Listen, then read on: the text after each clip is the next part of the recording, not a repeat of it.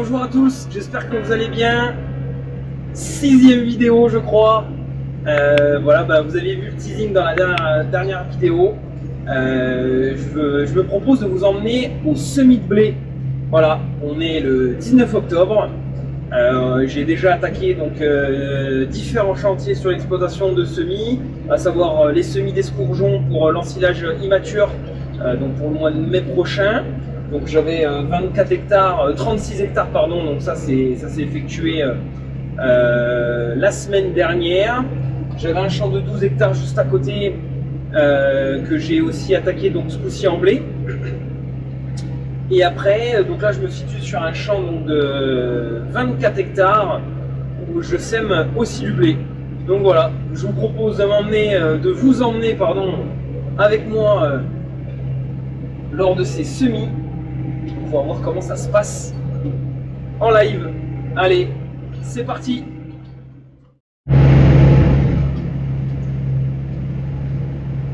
Donc les semis de blé se situent à partir, je dirais, du 10 octobre jusqu'à mi-novembre. Nous sommes dans une région où on cultive de la betterave. Et donc la betterave, on a diverses dates d'arrachage. Et les derniers arrachages se font à partir du 15, 20 novembre. Et donc forcément ça nous fait semer le blé juste derrière, qui, je vous l'avoue, n'est pas dans les meilleures conditions. Donc sinon voilà, les conditions optimales de semis de blé se situent aux alentours de la deuxième quinzaine d'octobre. Donc voilà, on est en plein dedans. On slalome un peu entre les gouttes cette semaine-ci. Il a plu 5 mm hier, donc qui m'a arrêté sur le chantier. Et il a plu 1 mm ce matin juste pour embêter. Mais voilà, donc là on est sous un grand soleil. Donc voilà, j'en profite. Tout se passe bien. Je vais pas tarder à terminer d'ici une petite heure ce champ. Là je suis en train de faire les fourrières. Donc là, c'est un champ où on a arraché les haricots dans la première vidéo, vous avez dû le voir. Et là, la bande que je suis en train de faire, en fait, c'est un triangle. Donc sur les 24 hectares, j'avais prélevé 6 hectares où on avait fait de la betterave. Et donc c'est le premier champ qu'on a arraché. Je vous ai pas fait de vidéo parce que j'avais besoin de prendre mes marques déjà pour le premier arrachage dans l'exploitation, que ce soit au niveau du fonctionnement, parce que c'est un prestataire qui vient, et en plus du prestataire, c'est une machine que je connaissais pas, donc il y a des petites règles à savoir, donc voilà, maintenant c'est fait. Et donc comment j'ai préparé les terres, donc la terre haricot je l'ai décompactée, parce que voilà, ça avait vraiment morflé avec l'irrigation, labour d'hiver plus irrigation, ça referme énormément les terres. Voilà, c'est un peu le problème des cultures en fait industrielles, hein, il n'y a pas se voiler la face. Les exploitations qui font les cultures conventionnelles ont souvent de meilleurs taux de matière organique, et puis voilà, travaillent un peu moins la terre que nous. Malheureusement, nous, malheureusement ou pas, on fait la culture industrielle. Donc des compacteurs, et après juste derrière, j'avais pas passé mes déchômeurs à disque parce qu'il est trop léger. J'étais allé prendre l'outil d'un confrère, d'un collègue, Philippe, que je remercie. J'étais allé prendre un pulvérisateur à disque, un cover crop. Voilà, c'est bien plus lourd. Et voilà. Et sur la partie betterave, là par contre on s'est pas trop embêté, on a arraché en top condition. Et donc ça nous a permis de juste passer un coup de Smart. Donc bon, voilà, c'est un outil bien dans tout ce qui est déchômage. Voilà, moins satisfait sur tout ce qui est vraiment travail de semis, travail de la terre pour les semis, parce que voilà, ça marque quand même la terre. Je le sens quand je prends un peu des fourrères ou quoi. Voilà, bon, c'est toujours des compromis, on fait avec ce qu'on a. Donc voilà.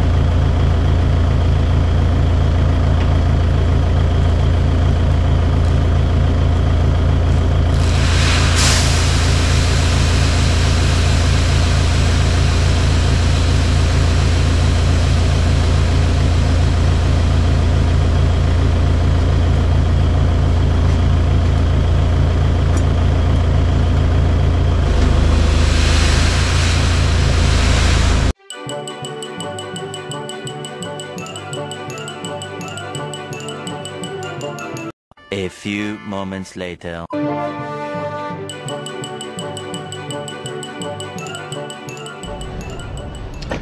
Allez, on est à 1120 grammes, donc ça représente 112 kilos à l'hectare. J'ai fait 2 tests à 112, j'ai fait un test à 115. On va rester sur ça. Voilà, allez, c'est parti. Allez, impeccable. Le semoir est réglé. Au niveau débit, et après donc j'avais touché les réglages de tarage des disques pour la fétuque parce que je voulais vraiment la mettre assez proche du sol, donc je l'ai modifié. Je vais laisser comme ça, on va faire la première bande ensemble et puis après on va aller regratter. Oh, c'est bon là? Qu'est-ce qu'il y a? C'est quoi le problème? Allez, viens. Allez. Allez, Austral. Allez, monte. Allez, mon chien, super. Vous voyez, je le voyais ce nuage noir qui arrivait. J'ai vu la météo ce matin sur le téléphone. Même pas un petit millimètre. Oh, t'arrêtes. Et on s'est pris 5 mm.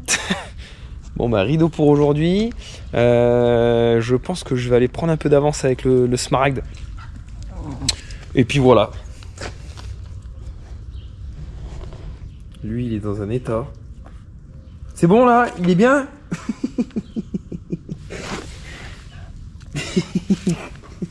Allez, arrête couillon de la lune. Aïe. Et voilà le chargement du Seigneur.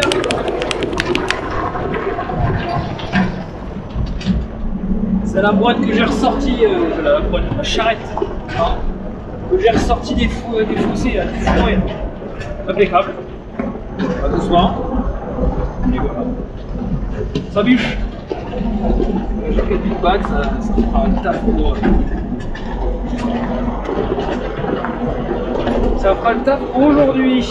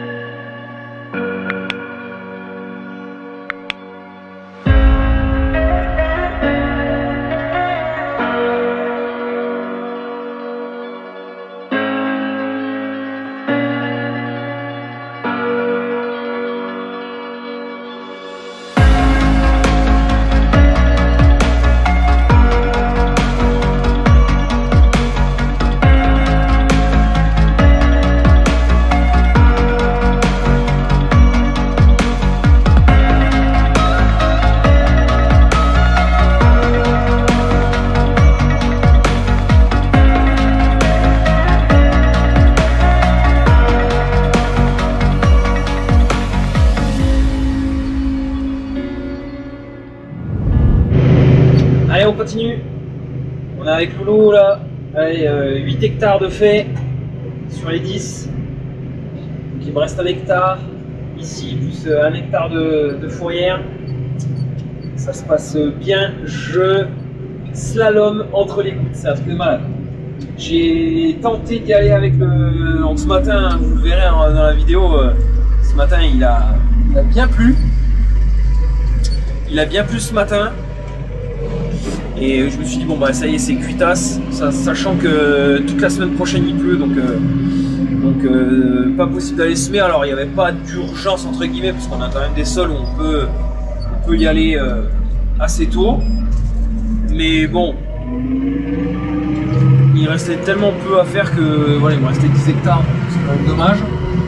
Et après, à partir de 11h ça a commencé à s'éclaircir, et à 11h30 soleil, un petit peu de vent, et en fait je sais pas si vous voyez, mais en fait c'est légèrement blanc en fait, donc c'est à dire que le dessus il a légèrement séché, donc c'est vachement bien. Donc voilà, alors j'ai vraiment du mal avec le semoir, je sais pas si c'est dû à la vieillesse ou quoi, mais de trouver le bon réglage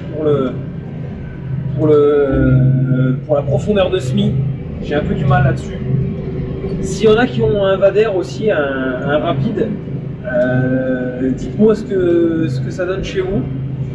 Mais ouais, c'est compliqué. Donc j'ai fait un peu comme je pensais faire, au mieux. Et après, j'ai un autre petit souci aussi, c'est que j'ai vraiment, je fais que des tests de pesée pour me contrôler, mais j'ai vraiment un souci aussi de surdosage. Je sais pas pourquoi, j'ai verrouillé l'axe pour éviter qu'il se dévisse involontasimple.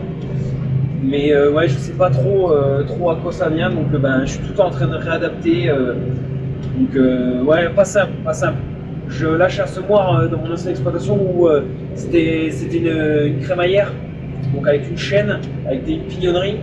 Donc il y avait très peu de soucis en fait de surdosage ou sous-dosage, parce que si on était sur une pignonnerie, et ben en fait ça mettait, et surtout aussi j'ai oublié de le dire, c'est qu'on réfléchissait au grain par mètre carré.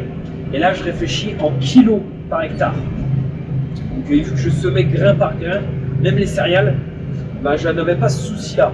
Voilà, bon, après, on s'adapte. Hein. Mais voilà. N'hésitez pas à me dire en commentaire pour m'aider un peu. Et voilà, donc là, je suis sur le champ, le deuxième champ de haricots. Vous ne l'avez pas vu en vidéo. Donc, en vidéo, il y avait le champ là-bas de 20 hectares. Et là, on est sur un champ de 10 hectares qui était aussi haricots, mais que je n'ai pas décompacté, ni passé de pulvérisateur à disque, parce que la terre était parfaite. La structure était très très bonne, donc moins on touche le sol, mieux on se porte économiquement, techniquement et au niveau du temps à louer à chaque travail. Donc voilà, je me suis dit que je n'allais pas le faire, et donc on a juste passé un outil à dents de scalpage, le Smaragd. On a passé ça hier soir, et voilà, là je sème ce matin. Donc voilà, ça se fait vraiment bien, ça fait une belle terre, non c'est top.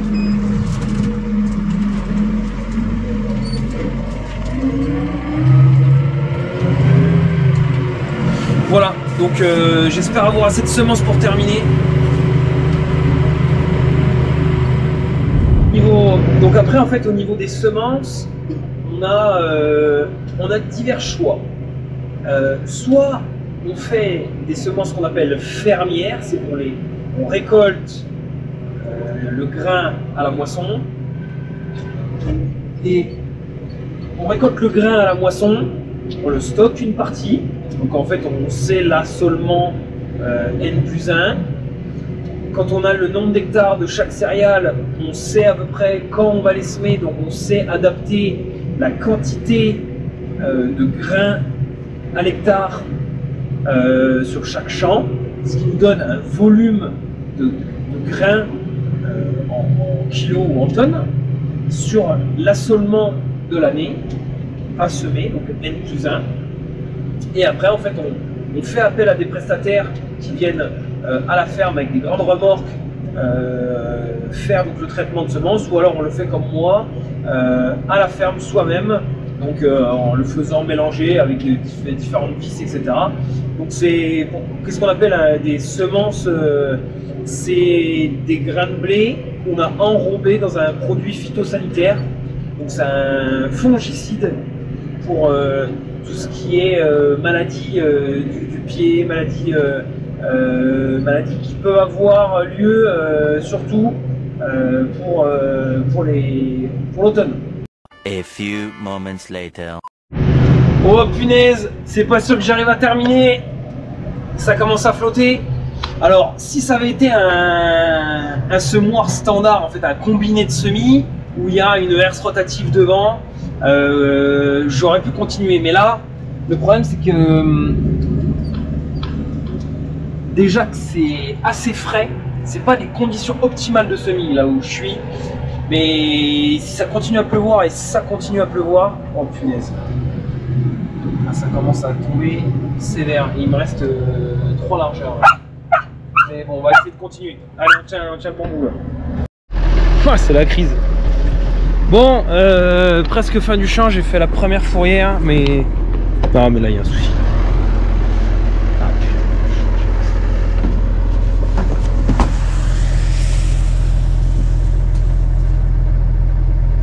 Qu'est-ce que c'est que cette connerie?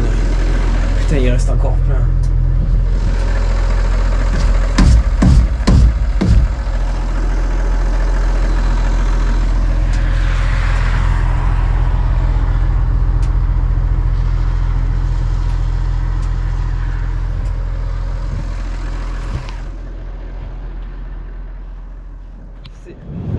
Allez, vidéo terminée, j'espère qu'elle vous a plu.